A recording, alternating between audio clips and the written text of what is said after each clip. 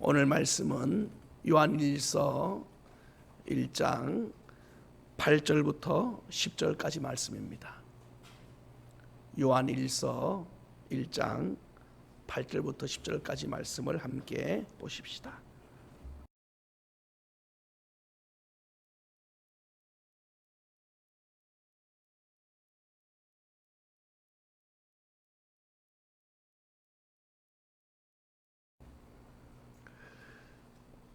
오늘날 이 시대는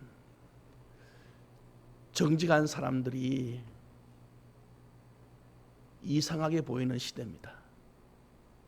진실한 사람들이 바보 소리를 듣는 시대가 이 시대예요. 성경에 나오는 인물들을 한번 생각해 보았습니다. 아브라함 같은 사람, 모세 같은 사람, 그리고 다윗 같은 사람들, 또 다니엘 세 친구 같은 사람들, 만약에 이들이 오늘 이 시대에 있다면 물론 그들이 완성된 사람 말고요, 시작할 때의 그들 말입니다. 우리가 같이 있던 한 사람이 아브라함이 말입니다. 어느 날 나 지금 가야 돼요. 어디 갑니까? 하나님이 나보고 친척 아비집을 떠나서 가래요. 아니 당신이 여기 있으면 족장으로서 여기서 당신이 이 무리를 지도할 장자인데 편안한 여기서 놔두고 어디 갑니까? 몰라요. 그냥 가래요. 여러분, 이런 사람 옆에 있다 해보십시오. 누가 이 사람 보면서 저 사람 정신이 똑바른가? 저 사람 도대체 어떤 생각을 가지는가? 그리고 말뿐 아니라 어느 날 보니까 진짜 짐을 막 싸는 겁니다. 그리고 떠나요. 목적지가 어디예요? 몰라요. 그냥 가래요. 모세를 생각해 봤어요. 나이 80에 지금 숨어 사는 기도 바쁜데 갑자기 자기를 잡아 죽이려고 하는 그 사람이 있는 곳에 우리가 같이 있다가 나 가야 되겠어요. 거기 가야 됩니다. 아니 당신 거기서 도망왔잖아요. 도망 가면 잡아 죽어요. 아니, 지금까지 잘 숨어 살다가 왜 갑자기 이런 생각 들어요? 그러면 안 돼요. 아니에요. 가래요. 누가요? 하나님이 어디 있는데? 그 당시는 하나님이 나타나지도 않았어요. 아직까지. 하나님이라는 존재에 대해서 다 잊어버렸어요. 그 당시는. 그래서 모세가 나중에 내가 그들 가서 누가 날 보냈다고 할까요? 하나님께서 나는 스스로 있는 자니 그들이 이름을 물으면 스스로 있는 자가 보냈다 하라. 이렇게 가르쳐주라. 스스로 있는 하나님이 나한테 가르쳐주라 하라 했어요. 저 어르신이 나이가 많이 들더니만 머리가 좀 이상해졌는갑다. 여러분, 다니엘이 이거 하면 죽인다고 말할 때 알면서 가서 기도하면 우리 같으면 오늘만 참으면 되지 않냐.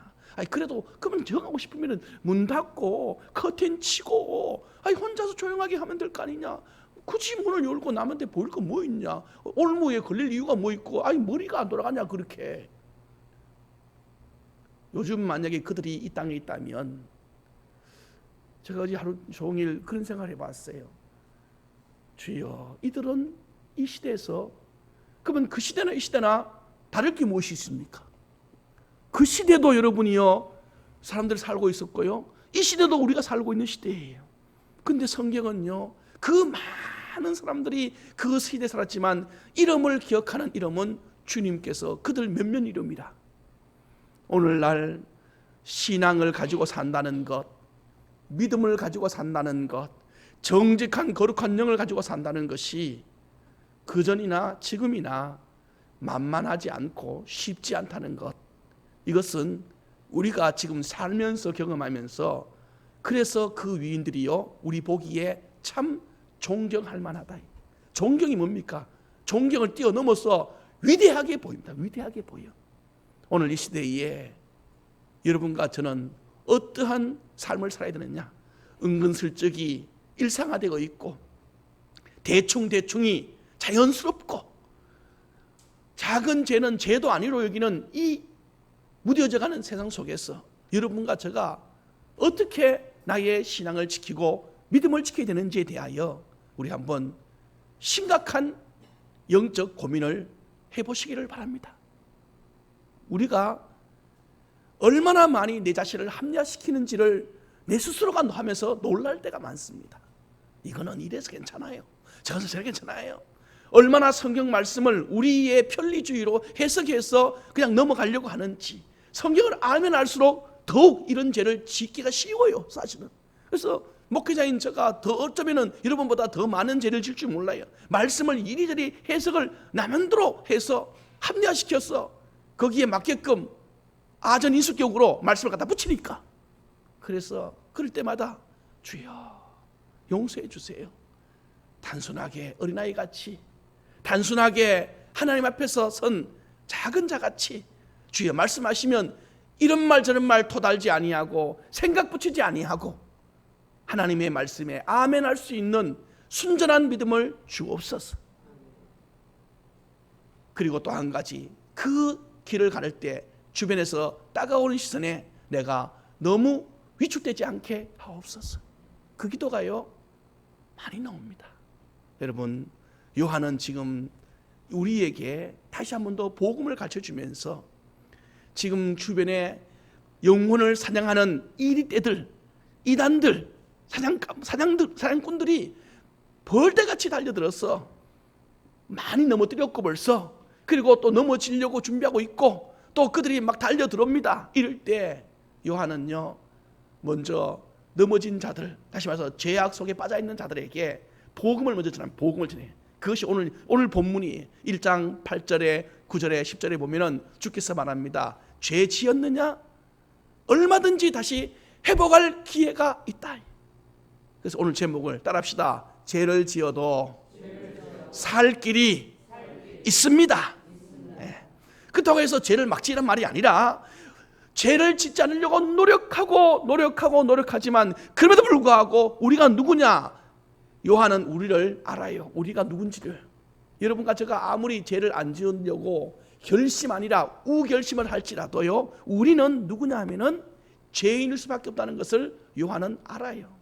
하나님이 이미 요한에게 그 지혜를 주셨고 영으로 깨닫게 하셨죠. 그래서 오늘 우리가 8절 보세요. 한 줄로 합니다. 8절, 만일 우리가 죄가 없다고 말하면 시작, 스스로 속이고 또 진리가 우리 속에 있지 아니할 것이다. 나는 죄 없어요, 나는 회개할 것이 없어요 라고 말하는 그 순간에 우리는 어떤 사람들이냐? 우리는 거짓말하는 자들이에요. 거짓말. 그리고 뭐가 없느냐? 진리가 없대요. 여기 진리는 뭐냐? 바로 하나님의 영, 성령과 예수 그리스도, 주님이 우리를 위하여 십자가 돌아가신 그 십자가를 헛되게 하는 이야기입니다. 이게 내가 죄가 없는데 예수님이 죽은 것은 헛된 죽음이지 뭐. 그러니까 자기들이 스스로 말합니다. 나는 죄 없어요. 이 말은 곧 십자가의 예수 그리스도의 죽음을 무효화시키는 이 논리입니다. 논리. 그러므로 주님은 아니라, 아무리 우리가 죄 없다 할지라도 우리는요 죄인 중에 죄인입니다. 죄인. 이게 우리의 본질이다. 본질. 그래서 언제나 주님 앞에 서면 우리가 해야 할 첫 번째 거는 한번 따라해 볼래요? 주님, 나는 죄인입니다. 여러분, 베드로가 갈릴리 어부 그 바닷가에서 그 얼마나 갈릴리 호수까지요. 거기서 물고기 잡으면서 나름대로 정직하게 했겠지요. 그러다가 어느 날 주님이 오셔서 그 배를 빌려다가 설교를 하시고, 그리고 물고기를 잡으러 깊은 데로 가자 해서 거기서 물고기를 잡는 순간에 그가 그때 주님 앞에 딱 섰을 때 깨달았어요. 그리고 그가 고백한 첫 마디가 여러분과 제가 알다시피, 주여, 나는 죄인입니다. 나를 떠나소서. 예수님이 그 보고 죄인이란 말도 안 했어요. 진리는 뭔지 아십니까? 거울 같아서 거울이 없을 때는 내가 깨끗한 것처럼 보이고 내가 거룩한 것처럼 보이고 내만 제일 잘난 것처럼 보이는데 거울을 딱 들이대니까 그 진실의 거울 앞에 딱 서니까 내가 얼마나 지금까지 추하게 살았는지에 대한 내 모든 허물이 확 보인 거예요. 그러니 예수님 앞에 딱 서니까 예수님께서 뭐 굳이 뭐 너 죄인이란 말도 안 했어요. 여러분 거울이 우리한테 뭐 말합니까? 너 여기 묻었네 말합니까? 거울 앞에 서는 순간에 내 자신이 바로 거울이 보이는 게 아닙니다. 여러분 거울이 보이는 게 아니고 뭐가 보이냐면은 거울 앞에 서면 거울이 내가 보여. 이게 진실입니다. 진실. 여러분과 제가 주님 앞에 서면 자동적으로 그 주님의 빛이 나한테 비춰지면서 나의 죄성이 보여. 그래서 바로 엎드려서 주님 나는 죄인입니다. 나를 떠나소서. 이사야 선지자 여러분 아시지요? 참 이사야 선지자는요 아모스의 아들입니다. 아모스라는 사람은 선지자 아모스 아시지요? 정의를 강물같이 흐르게 하라는 그 아모스의 그 아들입니다. 그러니까 선지자의 아들이에요. 어릴 때부터 선지자의 아들로 크면서 아모스가 참 이사야를 잘 키웠어요. 물론 성경에는 이사야를 키운 아모스 이야기 나오지 않지만 다른 문헌에 보면은 그 성경 외에 그 참고 문헌을 보면요 이 아모스가 이사야를 참 잘 키웠어요. 그래서 이사야가 어느 날 하나님 앞에 이제 제2대 아버지의 그 선교 사역을 받아서 선지자가 되는 순간이 있었어요. 그때 하나님께서 이사야를 부를 때 이사야가요 하나님의 천사를 만납니다. 성전에서. 그때 이사야가 그가 무슨 죄를 졌겠어요. 그런데 하나님께서 그를 딱 만나주는 순간에 이사야가 하는 고백, 제가 오늘 본문에 한번 제가 찾아봤는데 한번 들어보실래요? 이사야가 그에게 말합니다. 그때 내가 말하되 화로다 나는 망하게 되었도다. 나는 입술이 부정한 사람이요 나는 입술이 부정한 백성 중에 거하면서 만군의 여호와의 왕을 배웠습니다. 이사야가 말하기를 나는 망하게 되었대. 아니 그가 무슨 큰 죄를 지었겠어요. 그리고 자기 입술이 부정하대. 아니 그 사람이 무슨 거짓말을 그렇게 열심히 했겠습니까? 그런데도 불구하고 그런 자기 스스로가 예수 그리스도 앞에 하나님 앞에 서니까 죄인인 것을 깨닫게 되는 거예요. 신약에 오면은 바울이라는 사람 여러분 아시지요? 바울 얼마나 여러분 유대 경건주의, 유대 나라의 그 서기관 바리새인 이런 종교 지도자들의 그 경건성은 참 물론 그들의 예수님 믿기들의 속에 있는 죄악을 끄집어냈지만은 바울의 모습은 바울을 보면 바울의 그 열심과 바울의 그 도덕성은요 타의 추종을 불허할 만큼 그가 아주 탁월합니다. 그리고 자기의 그 일에 대한 열심은 뛰어납니다. 그런 바울이 주님을 딱 만나는 순간에 고백한 것이 있었어요. 이게 그 다메섹 동상에서의 고백은 아니었고 나중에 자기 신앙 고백으로 디모데한테 한 고백 중에 한 가지인데 그가 뭐라냐면은 한번 따라해 봅시다. 나는 죄인 중에 괴수로다. 이 말이 무슨 말인지 죄인 중에 제일 우두머리다. 그럼 바울이 뭘 그렇게 대단하게 죄를 졌습니까? 그게 아니라 빛이신 진리 앞에 딱 서니까 이 말은 무슨 말이냐면 지금 제가 이렇게 예화를 든 이유는 우리 존재가 거룩하다는 말을 할 수 없는 존재라는 뜻이고 누구든지 죄인이라는 것을 인정할 수밖에 없는 존재라는 거예요. 그러니 우리의 이 죄는 이미 주님께서 바울을 통하여 로마서 3장 10절에 이미 쭉 1절부터 10절 사이에 의인은 없나니 하나도 없도다. 하나도 없도다. 이 하나란 단어는 1도 없다는 뜻이 이미 이거는 누가 선언한 것이냐 하나님이 선언한 선언문이에요. 선언문. 그렇다면 지금 사도 요한이 이 편지를 보내는 그 성도들의 그들의 삶을 통하여 말하기를 그들에게 뭘 원하느냐 너희들 죄에 빠져 있든지 이단에 빠져 있든지 아니면 죄를 지으려고 준비하든지 아니면 거룩한 척 여기에 있든지 간에 누구든지 죄인이라는 것을 일단 인정하라 이거예요. 그 다음에 두 번째 그 죄를 인정하면 이제 그 다음 뭐가 되느냐 하면은 두 번째 9절 말씀이 이어지게 돼 있어요. 9절 8절을 모르면 9절은 절대로 나올 수가 없어요. 8절을 알아야 드디어 9절이 나오기 시작하는 9절 같이 읽어보겠습니다. 만일 우리가 우리 죄를 자백하면 그는 미쁘시고 의로우사 우리 죄를 사하시며 우리를 모든 불의에서 깨끗하게 하실 것이요. 할렐루야. 지금 요한이 강조하고 싶은 것은 9절이에요. 9절. 우리가 죄인이라는 것을 강조하는 이유는 뭐냐면은, 그러면 이 죄인이 도저히 이 죄인이 할 수 있는 유일한 길은 뭐냐? 죄인이 하나님 앞에서 받을 수 있는 유일한 일은 심판밖에 없어요. 심판. 여러분, 죄인이 뭘 받겠어요? 상을 받겠어요? 칭찬을 받겠어요? 복을 받겠어요? 죄인은 오직 한 가지밖에 없어요. 하나님 앞에 진노입니다. 진노. 그런데 요한은 복음을 전합니다. 이제 그러나 우리가 두려워하지 않을 것은 내가 죄를 지어도 그 죄에 대하여 살 길이 있다는 거예요. 살 길이. 여러분, 이게 얼마나 큰 복음인지 아십니까? 죽어가는 자에게 너 살 길이 있다는 것이, 이게 복음이에요. 복음. 복된 소식. 길이 안 열리는 사람한테 말하기를 이 길이 열린다고 하면서 이 길을 제시해 준다면 그게 그 사람한테는 복된 소식입니다. 멀리 자녀들이 있는데 자녀들로부터 지금 소식을 기다리고 있는데 희소식이 날라와요. 그게 복된 소식 아닙니까? 전 여러분들, 우리 인생의 복된 소식이, 온 인류의 복된 소식은 누구냐? 예수 그리스도가 우리의 죄를 사하시고 우리를 구원해 주셨습니다. 이것이 최고의 인생에게 있어서의 복된 소식이란 거예요. 이 소식이 바로 오늘 9절입니다. 9절. 봐라, 너희들이 죄를 자백하기만 하면 주님은 미쁘시고 의로우사 우리 죄를 사하시고 우리의 모든 불의에서 깨끗하게 하실 것이다. 여러분, 주님의 십자가의 이 보혈의 유효성은 우리의 과거로부터 우리의 미래까지 우리의 인생 통 전체를 뒤덮고도 남을 만큼 주님의 그 죄의 사심의 효과는 전 우주적입니다.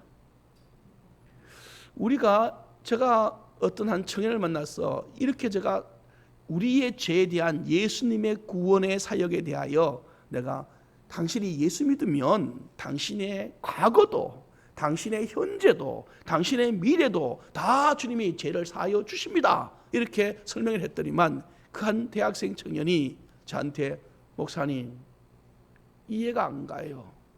어떻게, 아니 오늘 내가 죄 사함 받으면 오늘 이후부터 난 죄를 용서받는다는 것은 내가 이해되지만은 과거에 내가 지은 죄까지도 어떻게 그게 다 이해가, 그게 효과, 그리고 미래에 내가 죄를 지을지 안 지을지도 모르는데 그까지도 어떻게 용서가 된다고, 이게 말이 이해가 안 가고 논리적으로 맞지 않다는 거예요. 여러분, 이 부분이 바로 우리의 이성을 뛰어넘는 하나님의 역사입니다. 이게 인간은 시간이라는 틀 속에 갇혀 있기 때문에 무슨 일을 하든지 항상 시간 개념 속에서 생각밖에 못해요.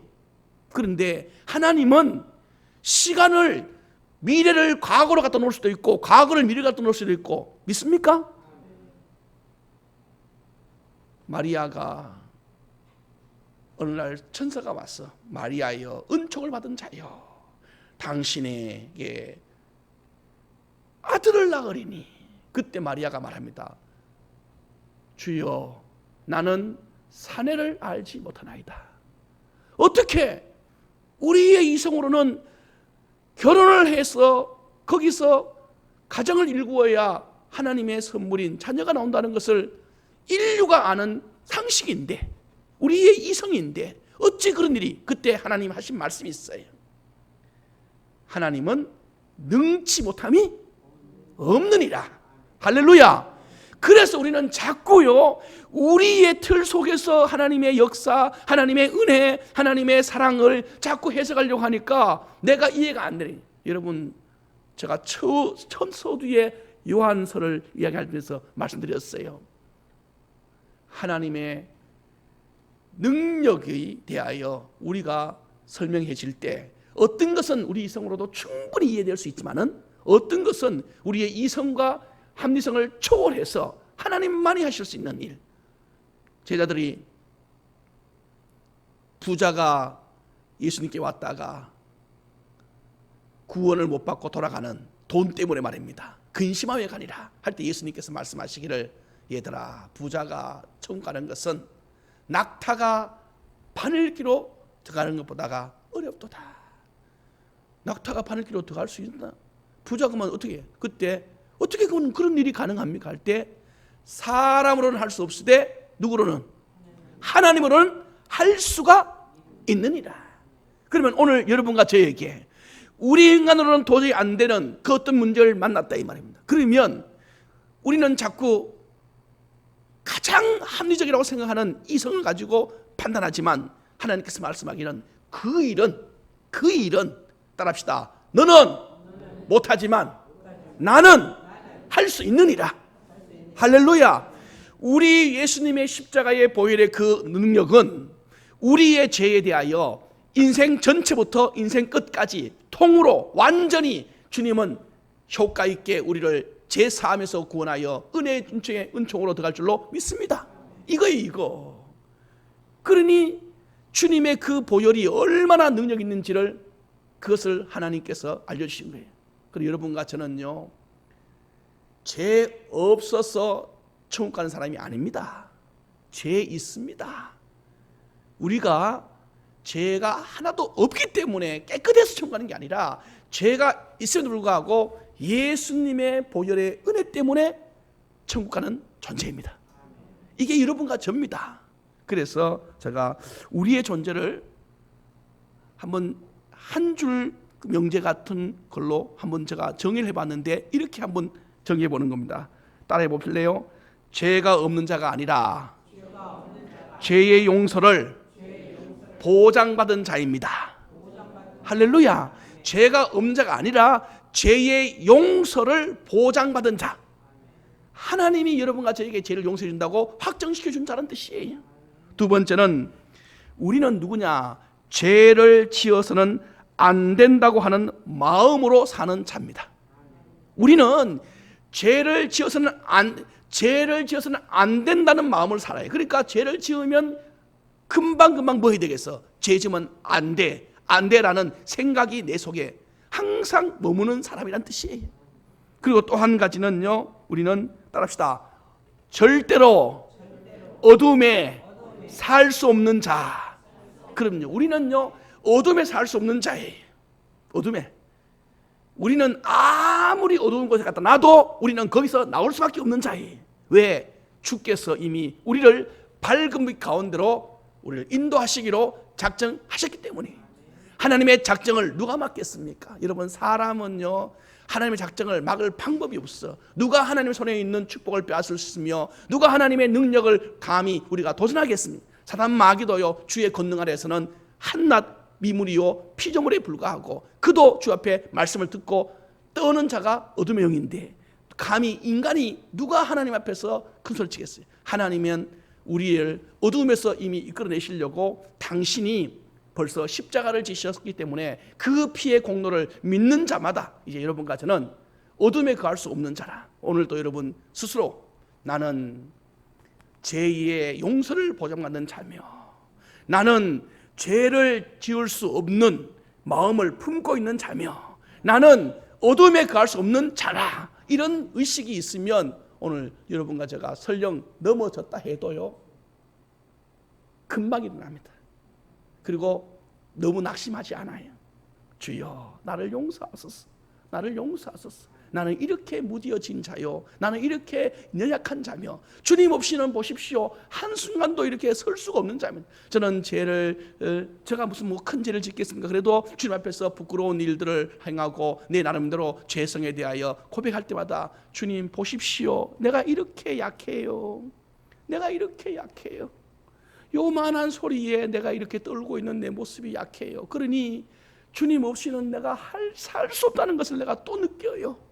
오늘 여러분 그런 마음으로 하세요. 어떤 일을 만날 때 여러분이 힘들어 낙심해 여러분 슬퍼 이런 만날 때 주님은 분명 우리에게 용기 내라 담대라 하셨는데 우리가 그게 안 될 때마다 주님 보세요 내가 이렇게 약하잖아요. 그래서 저는 다시 한번 따라해 봅시다. 그래서 저는 주님이 절대적으로 필요해요.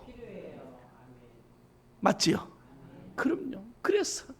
그래서 주님 저는 주님이 절대적으로 필요해요. 오늘도 날 좀 붙들어 주세요. 나의 삶에서 한 눈도 떼지 마시고 내 걸음걸음 아니 내 숨소리도 세워주셔서 주님 오늘도 나와 동행해 주시옵소서. 주님은 바로 그렇게 하시려고 우리에게 오셨고, 그걸 위하여 십자가 지셨고, 그걸 위하여 부활하셔서 지금 하늘 우편에서 우리를 위하여 기도하고 계시는 거예요. 오늘 여러분과 제가 이렇게 숨쉬고 사는 이유는 바로 주님의 은혜 때문이고 주님의 긍휼하심 때문이. 보십시오. 예레미야 애가가요, 예수님의 그 은혜, 하나님의 그 큰 사랑을 느끼기에 얼마나 감사한지. 그래서 그 고백 중에 신앙 고백 같은 고백을 예레미야 애가 하는데, 우리 예레미야 애가 3장 한번 넘어가서 찾아보십시다. 예레미야 애가 3장 22절 23절 9절입니다.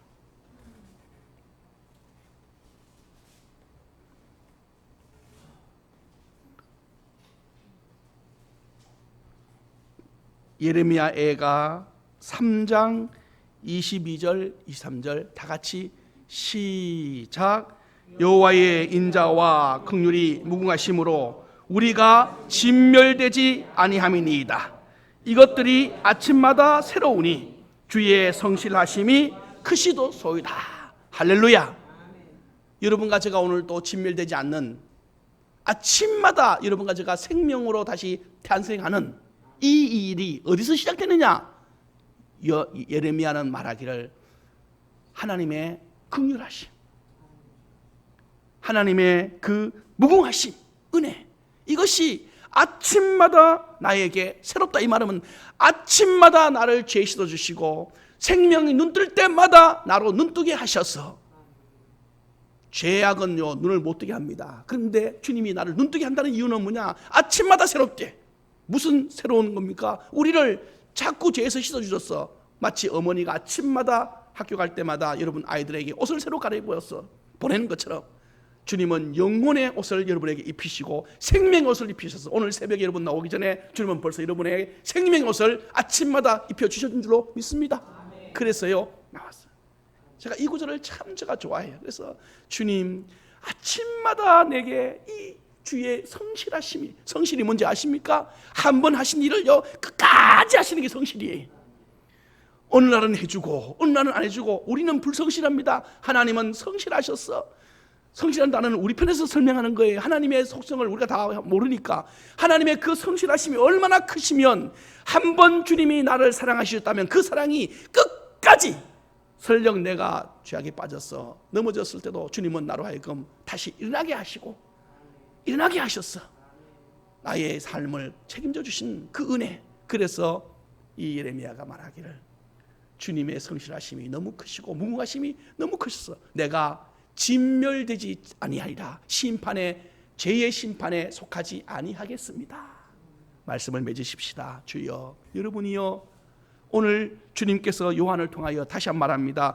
9절이 핵심인데 8절과 10절은요 바로 우리가 회개하지 못할 이유를 이야기하고 있어요. 왜 우리가 회개하지 못하느냐라고 묻는다면, 우리는 자꾸 말하기를 나는 죄인 아니다라고 하는 거고, 나는 범죄하지 아니했다는 것이고, 나는 거룩하다라고 자꾸 자기 스스로 착각하는 거예요. 이런 사람들에게 예수님은 진리를 갖다 댑니다. 아니라 내게 오라. 그리고 나를 바라보라. 그래서 구절을 해결해 주셔야 돼요. 구절이 해결되어야 그 다음부터 여러분과 제가요 하나님의 은혜의 삶으로 들어갈 수가 있습니다. 예수 그리스도의 은혜가 오늘 또 여러분과 저를 새롭게 하시는 은총 안에서 승리하시기를 주여 여러분 축복을 드립니다.